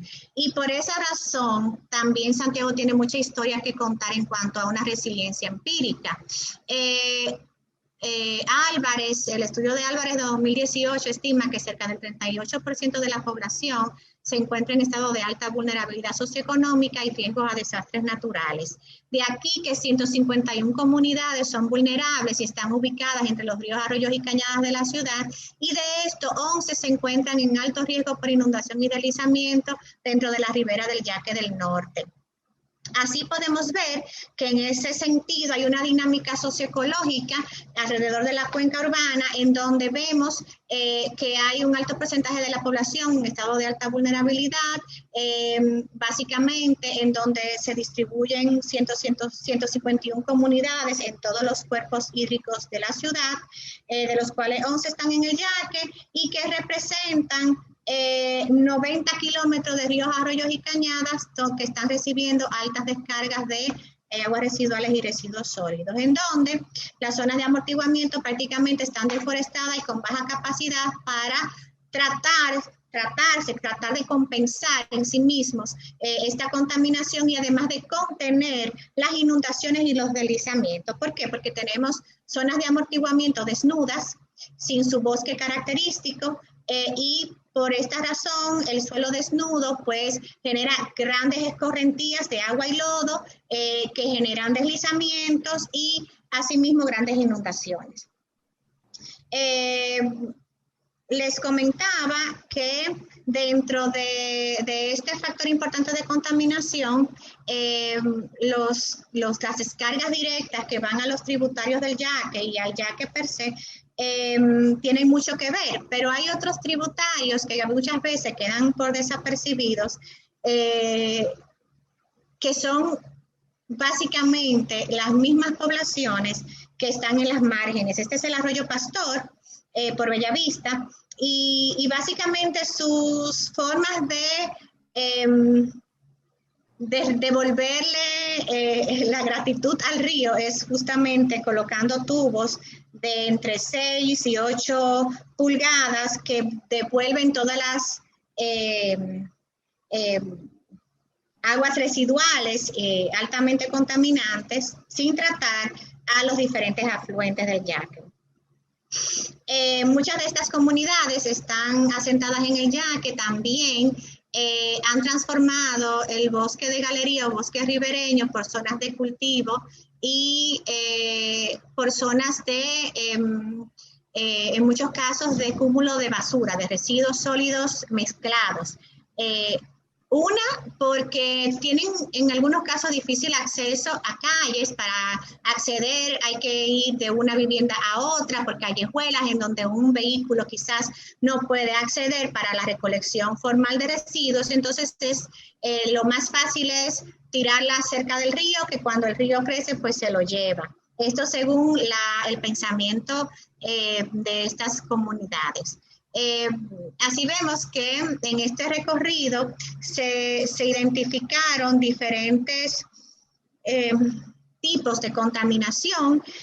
Por ejemplo, esto es del arroyo Nivaje, por la zona de la Villa Olímpica, en donde las aguas en muchos momentos son prácticamente azul lumínica y tienen que ver por las cantidades de grasas y de productos de lavadero, o sea, de lavaderos de vehículos y talleres mecánicos que vierten directamente estos productos en las diferentes cañadas que pasan por toda la zona de la Villa Olímpica, el Embrujo, la Lotería y van directamente al arroyo sin tratamiento previo. Y aquí, pues, por supuesto, al yaque. Luego tenemos la zona de Bellavista, lo que es Valle Encantado, en donde vemos las aguas correr por encima de las calles y irse directamente sin tratamiento al río Yaque del Norte. Esto, como les decía, por falta de infraestructura pluvial. Luego tenemos aquí, por ejemplo, en la desembocadura de lo que es el arroyo Nivaje, ya del otro lado del puente, pues el color como cambia al entrar en contacto con el Yaque del Norte. Y aquí quiero que se vea justamente el elemento de contaminación química que es incluso visible desde una fotografía aérea por dron, tomada por dron. Esto es la desembocadura del río Gurabo o arroyo Gurabo. Realmente es un río, aunque haya bajado mucho su caudal. Y el río Gurabo igualmente, pues como les decía, lleva muchos residuos sólidos que se pueden apreciar y se van quedando antes de llegar al Yaque del Norte estancado, y muchos otros cuando el arroyo Río Gurabo pues aumenta su caudal con las lluvias, pues toda esta basura que se ha ido quedando estancada pues arrasa con gran velocidad hacia el Yaque del Norte. Aquí es donde entra el Gurabo, justamente por debajo de, frente a lo que es el Palacio de Justicia, debajo de la ciclovía del Yaque. Aquí ya es la parte de Rafey, la cañada de Rafey, Cuando también entra el yaque, vemos el cambio de color en el agua. Esto, como le decía al principio, la cañada de los Salados, que aunque no entra, aunque sí entra el yaque del norte, pero ya en la salida del yaque hacia Hato del Yaque. Y bueno, una razón quizás importante es cuando vemos la empatía o el sentido de pertenencia de las personas con las poblaciones. Muchas de estas poblaciones asentadas alrededor del Yaque del Norte tienen su origen en las migraciones que se dieron producto de la demanda de mano de obra en la zona franca, cuando se instaló zona franca en Santiago, y al día de hoy pues ya estas son poblaciones instaladas que han permanecido, han crecido. Hay una mínima parte de la población que estaba anteriormente, sí, pero básicamente esta es una población migrante atraída por esta demanda laboral, y se ha ido instalado en zonas donde ha encontrado el espacio disponible, muchas veces por la falta de oportunidades para tener un acceso a una vivienda digna, a un lugar digno con servicios básicos cubiertos. Cuando nos vamos a los niveles de contaminación identificados en el yaque al momento del estudio, nos encontramos, por ejemplo, que la turbidez era de un 700%, en cuanto a los niveles de fósforo, un 200% por encima de los niveles normales que debe tener un río. Los niveles de nitrógeno por encima de un 200% y de amonio de un 600%. Esto en cuanto a la cuenca urbana del yaque. Actualmente, les decía que no hay un consenso sobre la cantidad exacta de ríos, arroyos y cañadas que cruzan a través de Santiago, pero lo que sí podemos identificar es que por lo menos tenemos 4 ríos que son altamente importantes, incluidos el Yaque, y cerca de 30 cañadas que aún se encuentran visibles. Probablemente hay un gran porcentaje que no se ve porque está ya sepultado, está con edificaciones inclusive encima. En cuanto al río Jacagua, podemos ver que desde la comunidad de la Chichigua, que es justamente donde empieza el desarrollo humano, o sea, la parte del asentamiento humano, al entrar el río Jacagua a Santiago, ya se empieza a ver un cambio significativo en cuanto al volumen de agua, pero también en cuanto a los niveles de contaminación, y pasando entre caudal escaso y una sequía bastante que se alarga durante mucho tiempo. En el caso del río Jacagua, el nivel de contaminación también es sumamente exagerado. De hecho, actualmente se está desarrollando un levantamiento para identificar el origen de toda la contaminación, vamos a decir que demostrado con datos de todo el origen de contaminación del río Jacagua, pero mucho tiene que ver con los asentamientos humanos y con las descargas directas de estos asentamientos hacia el río, las tuberías que van hacia el río Jacagua. Luego, les comentaba sobre el tema de los residuos sólidos. Santiago ciertamente tiene un manejo bastante eficiente en la recolección de los residuos sólidos. Entre un 80 a un 90% se recoge, o sea que realmente se puede considerar que es excelente el servicio de recolección. Sin embargo, el 60% de estos residuos son orgánicos y el 40% inorgánicos. Esto nos dice que un 60% de residuos orgánicos en descomposición genera mucha contaminación inmediatamente, aunque es más fácil de compensar que los residuos inorgánicos. Los inorgánicos generalmente son los que terminan por más tiempo en nuestros ríos, arroyos y cañadas, porque los niveles o los tiempos que requieren para degradarse son mucho mayores, incluso algunos de 4.000 años.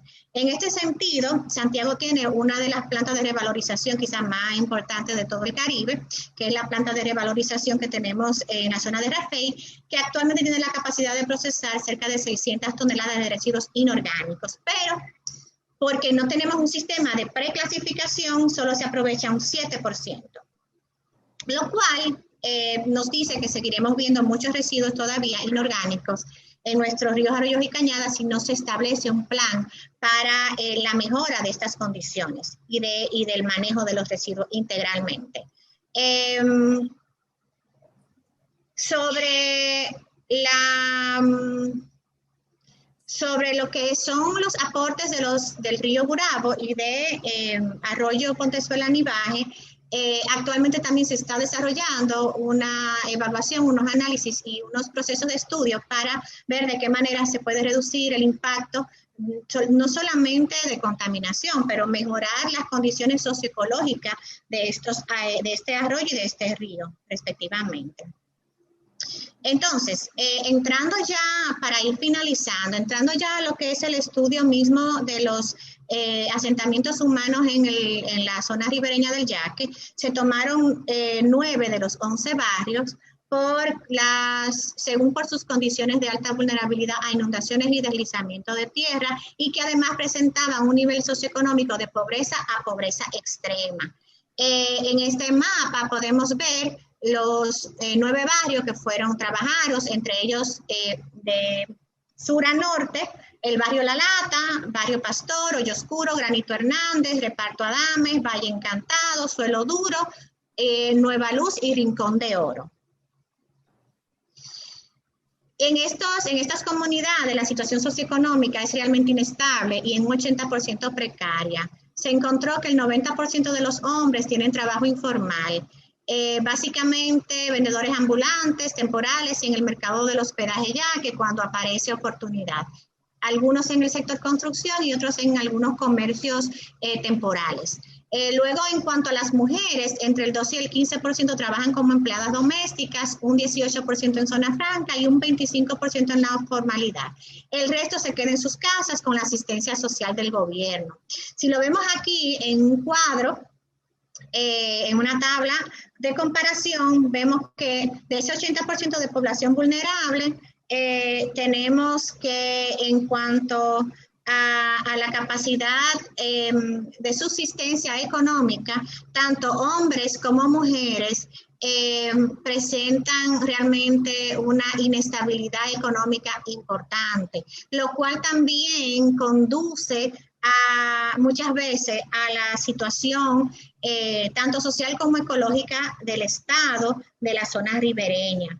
La informalidad y el desempleo es altamente visible. Incluso con la pandemia se pudo notar que el nivel de desempleo, la tasa de desempleo aumentó significativamente en un 30%. Este mismo estudio se evaluó a partir de cada uno de los barrios, mirando, por ejemplo, en color amarillo, la cantidad de personas que viven en estas comunidades, en azul por familias y en verde por viviendas. Ciertamente, en el caso de Rincón de Oro y de Nueva Luz, que están en el barrio de Rafey, quizás igualmente la zona de Valle Encantado y Hoyo Oscuro resultan de las zonas más vulnerables por inundación por estar dentro de la zona más baja del río Yaque del Norte. A modo de síntesis, pudimos encontrar que en cuanto a cómo realmente se perfila la sostenibilidad en términos del manejo de cuenca, sobre todo del Yaque del Norte, hay algunos elementos que resultaron especialmente relevantes. Y uno de ellos es la dificultad de acceso a viviendas de bajo coste para poblaciones en condiciones de pobreza y pobreza extrema ubicadas en estas zonas. Las descargas directas de las aguas residuales, tanto residenciales como industriales. También muchos de estos barrios son de difícil acceso para recibir la recogida de residuos sólidos. Por lo tanto, estos residuos terminan en el Yaque y en sus tributarios y pues en el Yaque al final. La pérdida de cobertura forestal en la zona ribereña como mecanismo de amortiguamiento de las crecidas, el deficitario sistema de alcantarillado pluvial, sobre todo en la zona de Bellavista, la alteración del sistema ecológico distintivo del bosque de galería, sobre todo en la zona urbana, el sistema económico que sirve como sostén para muchas de estas poblaciones que dependen de la explotación insostenible de los recursos naturales para su medio de subsistencia. Finalmente, ya a modo de conclusión, como resultado de todos estos eventos naturales y sociales, se establecieron sus repercusiones, cuáles fueron los detonantes de alguna manera del impacto socioecológico de la cuenca y cómo esto desencadenó la situación en la que tenemos actualmente. No voy a entrar en detalles, pero lo dejo aquí más que nada a modo de información. Pero sí creo importante resaltar que todo esto se traduce a generar más pobreza y a generar un mayor impacto al Producto Interno Bruto del país. Sobre el proceso de indagación para actualizar y verificar todos estos datos, permitió evidenciar la poca articulación interinstitucional para cruzar informaciones y levantar datos de manera conjunta, lo cual genera paralelismo y ambigüedad. Y entonces el desfase y contradicción de datos entre diferentes fuentes realmente en muchas ocasiones hace un trabajo aislado y de duplicidad que pudiera ser más eficiente, incluso mejorando la distribución de recursos para hacer estas investigaciones o estos estudios y por supuesto, mejorando los resultados al final, porque si todos tenemos la misma información ya constatada, corroborada, pues se reducen también los tiempos y se mejoran las oportunidades para realmente resolver muchos de estos conflictos socioecológicos. Además, se pudo constatar que el sistema de desarrollo nacional en la práctica no coincide realmente con los ODS, aunque en teoría sí, y que la adaptación del país a los efectos del cambio climático se seguirá viendo afectada en la medida en que no se mire de una manera integrada los ODS con la Estrategia Nacional de Desarrollo, especialmente cuando se baja de los gobiernos, del gobierno nacional, el gobierno central, a los gobiernos locales. Como sabemos, nuestros gobiernos locales no disponen de recursos propios y se ven limitados y determinados a que los gobiernos centrales, el gobierno nacional disponga recursos específicos para proyectos. Entonces, muchas veces las prioridades de los territorios locales no son las mismas que las prioridades a nivel nacional, lo cual supone que para los territorios locales que necesitamos quizás prepararnos y mejorar nuestra oportunidad de resiliencia, se tarde más por no disponer de los recursos que se necesitan. Asimismo, el choque de roles y funciones entre las diferentes instituciones y ministerios, pues muchas veces también retrasa la posibilidad de intervenir y de mejorar nuestros territorios locales con proyectos que realmente sean contundentes para impactar positivamente el desarrollo, nuestras sociedades, nuestros grupos sociales más marginados y, por supuesto, asegurar la preservación de nuestros recursos naturales y el abastecimiento de agua. Como resultado de los datos recopilados, se pudo identificar además que el complejo Tavera-Bao López Angostura alteró los ciclos estacionales, la calidad de los ecosistemas, la morfología y el caudal del Yaque del Norte, lo cual nos debe llevar a un análisis, una reflexión sobre cómo nosotros podemos mirar la construcción de embalses artificiales hacia el futuro próximo, de manera que sean menos agresivos y que quizás podamos tener proyectos que sean ganar-ganar, donde todos ganemos, las poblaciones, las actividades económicas, el medio ambiente, que al final si el medio ambiente gana, ganamos todos, porque estamos asegurando la sostenibilidad de los recursos a largo plazo. Y quizás esto es algo que debemos mirar desde un enfoque mucho más económicamente viable a largo plazo en el marco de los ODS. La falta de consenso para la gobernanza es otro hallazgo no solamente importante, sino prioritario. Si no establecemos un sistema de gobernanza de cuenca, probablemente vamos a tener otra vez, seguiremos teniendo solapes para la construcción de un sistema de cuenca y de un sistema sostenible de las comunidades que viven en torno a estas zonas ribereñas, pero además de todo lo que es la administración y el manejo de los recursos naturales. No existe regulación para el uso de agroquímicos en los sistemas agrícolas. Está sujeto básicamente a la condición de los agricultores, por lo tanto, tenemos altos niveles de contaminación por agrotóxicos en nuestras aguas, lo cual se traduce a que el agua que consumimos pues viene altamente saturada de químicos, por un lado por los químicos agrícolas, por otro lado porque deben clorificarse con mucho más cantidades para hacerlas aptas para el consumo humano. Y por supuesto definir las fronteras entre las prácticas agroforestales y las de conservación que no están definidas en el país, por lo menos no en la práctica. Se encontró que el cambio de uso de suelo en zonas de cuencas y áreas protegidas se justifica por los beneficios del uso de sistemas agroforestales como herramientas de reforestación, sin mirar realmente quizás el impacto o la alteración que genera esto, o el peligro o la amenaza que genera a la biodiversidad endémica y nativa, al equilibrio de los sistemas ecológicos.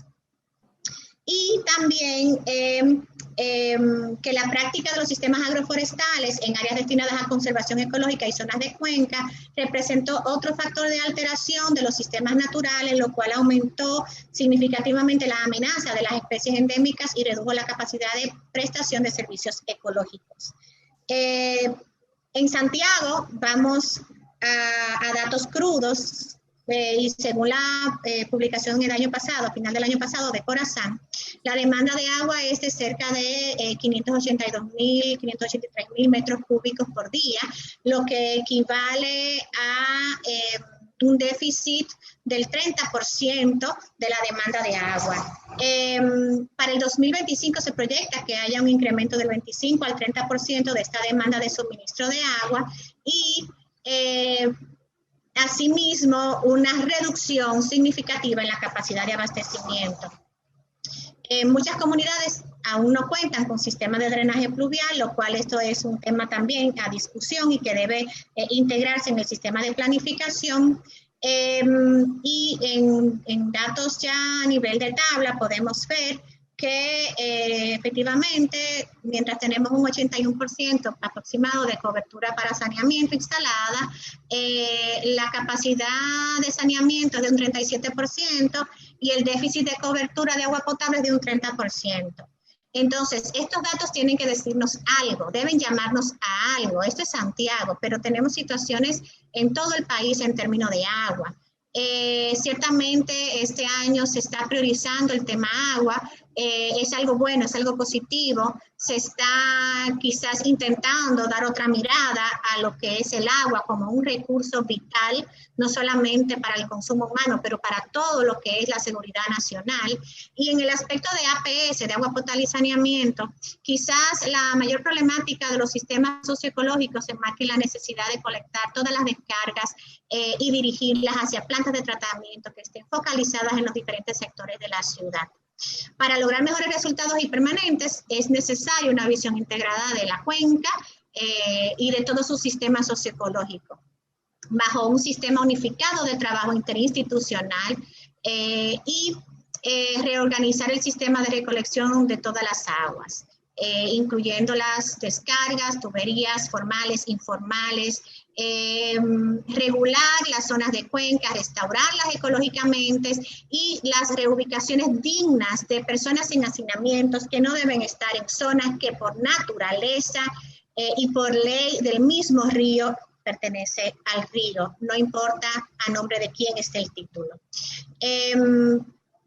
La recuperación ecológica de los cuerpos hídricos permite ciertamente y sin discusión mejorar la capacidad de la ciudad para responder ante los efectos del cambio climático, pero además permite la incorporación de estos espacios al tejido urbano como espacios que contribuyen a mejorar las dinámicas de los sistemas socioecológicos en las urbes, a mejorar la capacidad de productividad, a incrementar las oportunidades laborales, el crecimiento económico de todos, la cohesión social y nuestra capacidad de enfrentarnos ante un futuro incierto que tanto climático, social, sanitario, no sabemos cómo se nos va a venir en lo adelante. Muchas gracias y hasta aquí la presentación.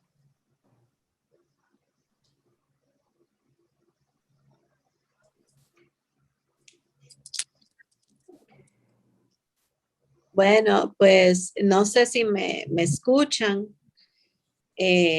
los asistentes, pero quisiera darle las gracias a la profesora María Isabel por tan excelente ponencia y sobre todo por esos resultados que ella nos acaba de presentar y compartir, que la verdad es que llaman a uno a reflexionar. Quiero darle las gracias a nombre de la escuela por haber compartido todo este material y la verdad es que me encantaría que en una segunda oportunidad se hable sobre la forma de realizar este tipo de investigación, compartirlo quizás con los profesores y los estudiantes, de qué manera se aborda una problemática de esta naturaleza desde su inicio. No sé si hay alguna pregunta, no sé si Daritza sigue por ahí, que iba a ayudarnos con esa parte, pero si hay alguna pregunta de los asistentes, este es el momento de realizarlo.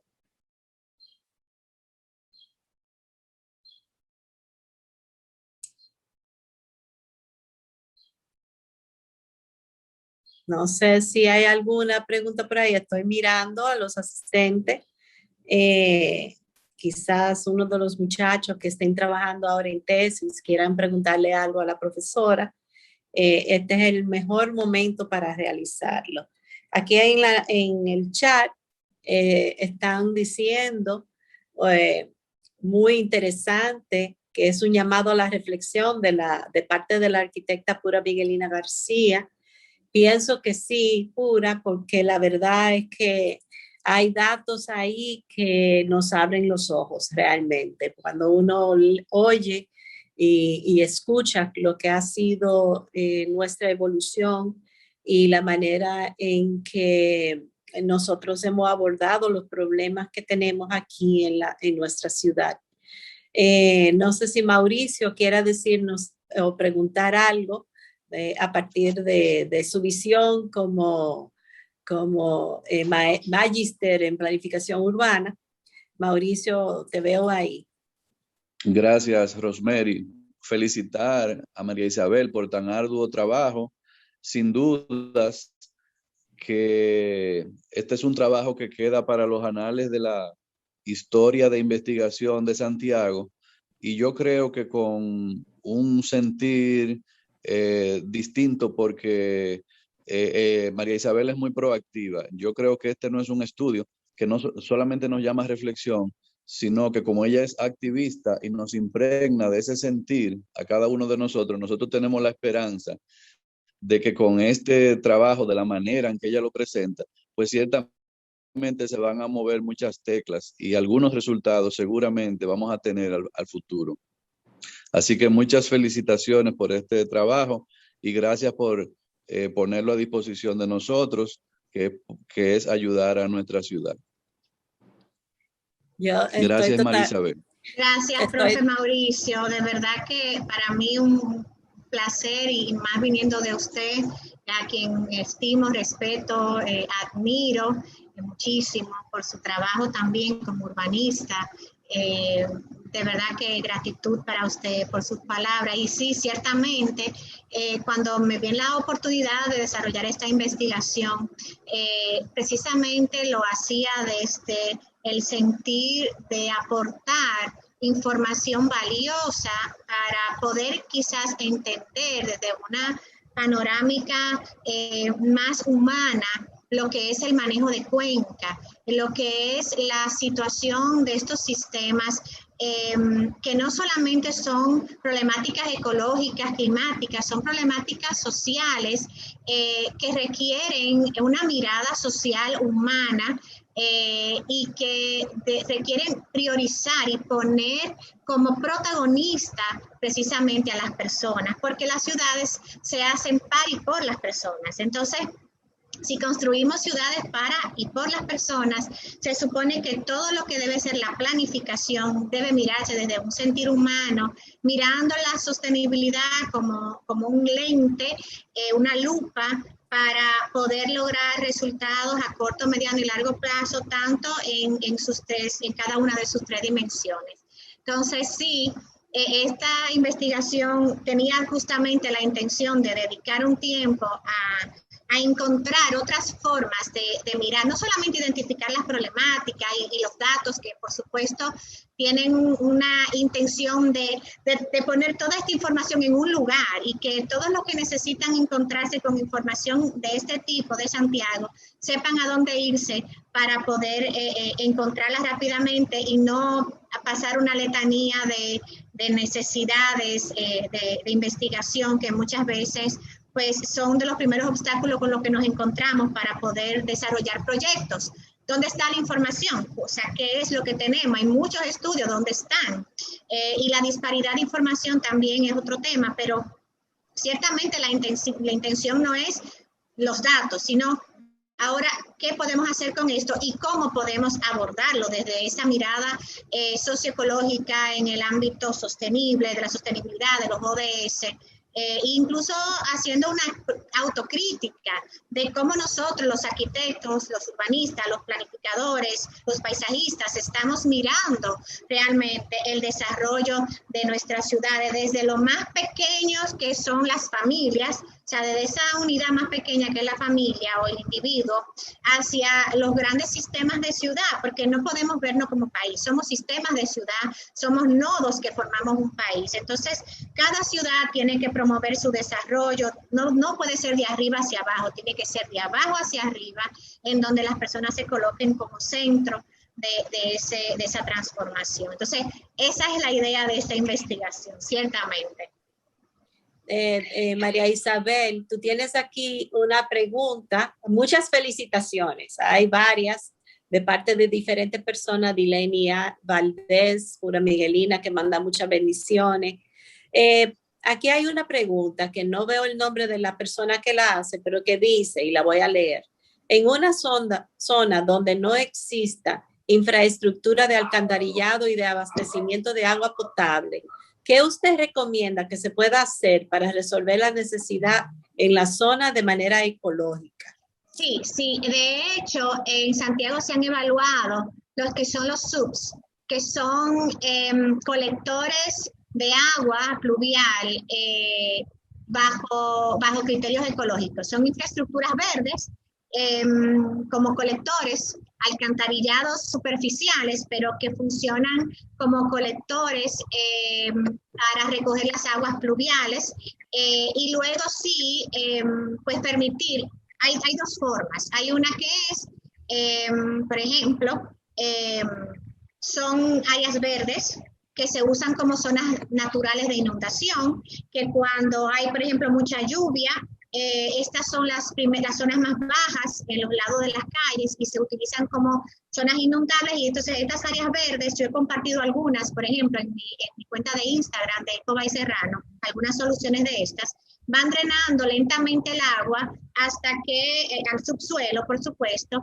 y percolándola hacia las venas de agua subterránea, alimentando pues las aguas subterráneas. Y de esta manera reduciendo las inundaciones urbanas. Pero hay otro sistema que es todavía mucho más, que lo utilizan las smart cities o las ciudades inteligentes, que es que estos colectores son, además tienen tuberías debajo que recogen estas aguas, o sea, debajo de estas áreas verdes hay colectores de agua y recogen estas aguas que ya vienen previamente filtradas por las áreas verdes y la llevan hacia tanques de almacenamiento que pueden ser, por ejemplo, canchas deportivas que funcionan como cisternas en zonas más bajas. Por ejemplo, aquí en Pueblo Nuevo, La Joya, Bellavista, son zonas ideales y podemos utilizar áreas deportivas como canchas de básquetbol para que funcionen como grandes cisternas urbanas. Y entonces, las aguas pluviales se recogen a través de estos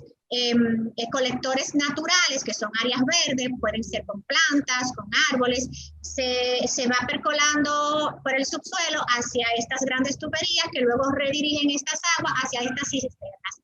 Este sistema también nos asegura que cuando tenemos escasez de agua, la ciudad cuente con un sistema de suministro de emergencia de agua y podemos aprovechar el agua de lluvia como un sistema de emergencia para casos de sequía y de escasez. Entonces, hay muchísimas otras soluciones, pero estas por mencionarte algunas que me llegan inmediatamente. Muy bien, muy bien. No sé si hay alguna otra pregunta de los asistentes. Lo que sí quiero es agradecerle a la profesora compartir estos datos tan importantes. Entendiendo que no veo más, sí, aquí hay otro comentario, vamos a ver qué dice. Muchas gracias. Placer. Bueno, pues si no hay ninguna otra pregunta, vamos a agradecerle a todos su asistencia, a la profesora por compartir con nosotros tan excelente investigación. La verdad es que me encantó la investigación y es para nosotros un ejemplo, un estandarte para no solamente para estudiantes, sino para los profesionales, saber que en Santiago se puede hacer una investigación con un nivel de reflexión tan profundo como la que se presentó en esta investigación en este momento. Tenemos que agradecerle también a la profesora arquitecta Daritza Nicodemo por ayudarnos y la asistencia también de las personas de audiovisuales, que no tengo los nombres, pero sí veo que el departamento está ahí acompañándonos. Agradecerle también a la universidad por haber permitido tener este espacio para poder compartir estas informaciones y esperamos que nos acompañen en otras conferencias que haremos en el futuro. Muchas gracias, profesora, y que siga adelante con sus trabajos, labores e investigaciones. Quiero además hacerle una reflexión especialmente destinada a las mujeres que quizás somos la población que muchas veces nos vemos con mayores limitaciones para desarrollar investigaciones de este nivel por tanto tiempo, sobre todo las que ya pues desarrollamos familia y que tenemos un peso mayor sobre nosotros. Pues se puede. Yo he tenido la dicha o la bendición de contar con una familia pequeña, pero con una familia que desde el primer momento me brindó todo el apoyo. Mi madre, mis hijas, que aunque son muy pequeñas, entendían que mami estaba investigando, que mami estaba estudiando, que muchas veces no podíamos salir a pasear porque mami estaba pues embutida dentro de la computadora, investigando, haciendo levantamiento de campo, que durante el COVID también tuvieron tanta paciencia, mis hijas, mi madre me ayudó tanto, amigas que realmente incluso me apoyaron en muchos momentos, incluso con ánimos, porque a veces yo decía, es que yo no sé de dónde yo voy a sacar el tiempo para investigar, para hacer todo esto mientras tengo que trabajar, dar clases, ser madre, cabeza de hogar, hija, y desempeñar pues todos los roles que a veces las mujeres desempeñamos en la sociedad y que no se ven. Sobre todo con el pluriempleo. Y de verdad que quiero exhortarles a que esto no sea una limitación. Yo tuve la bendición de contar con una familia que de verdad me apoyó en todo momento, amigos, compañeros que siempre estuvieron ahí respaldándome. Juan como director también en su momento de la carrera, que fue quien se llevó quizá la mayor parte de este proceso, siempre apoyándome.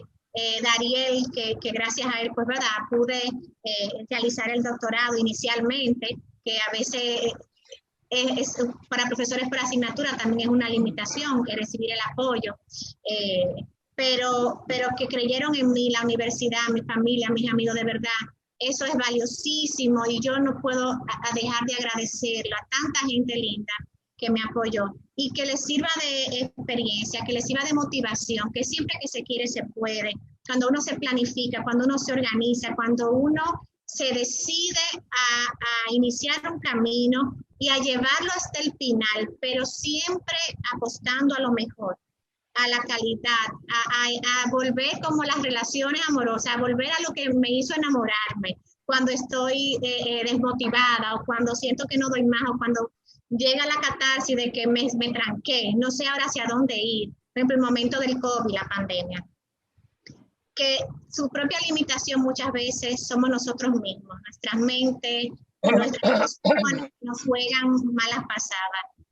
Que no se limiten y que sigan y que cuando se propongan una meta y sobre todo que un doctorado muchas veces se ve como algo muy difícil de alcanzar por lo que implica, que no, que siempre que está la motivación de lograr cualquier reto, cualquier meta, si nos decidimos hacerlo y somos constantes y perseverantes, lo vamos a lograr.